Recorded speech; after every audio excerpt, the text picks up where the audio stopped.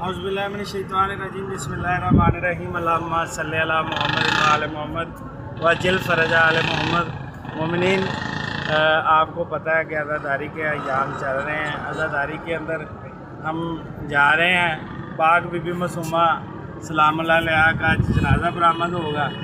मेरी आप तमाम मोमिनीन से इल्तमास है कि आप जब भी पाक ख़ानदान में से किसी भी मस्तूर का जनाज़ा हो वो मर्दों में ना लेके आया करें। कोशिश किया करें वो जनाज़ा मुखदरात इस्मत का होता है, तहारत का होता है, वो जनाज़ा आप मस्तूरात में ही बरामद किया करें। तो मेरी आप तमाम मोमिनीन से गुजारिश है कि ये जो जनाज़ा होता है ये औरतों का औरतों में ही जाना चाहिए, मर्दों में लेके नहीं आना चाहिए। हमें कोशिश करनी चाहिए कि पाक ख़ानदान के पर्दे का जो एहतराम है वो ऐसे ही वाजिब रखें जिस तरह हम अपने घरों में रखते हैं। लेकिन हमें कोशिश करनी चाहिए कि अपने घर से भी ज़्यादा इस घर के जो पर्दा दराराने इस्मत है, इनका जो तक़द्दुस है वो पामाल ना किया करें। शुक्रिया व सलाम या इल्म।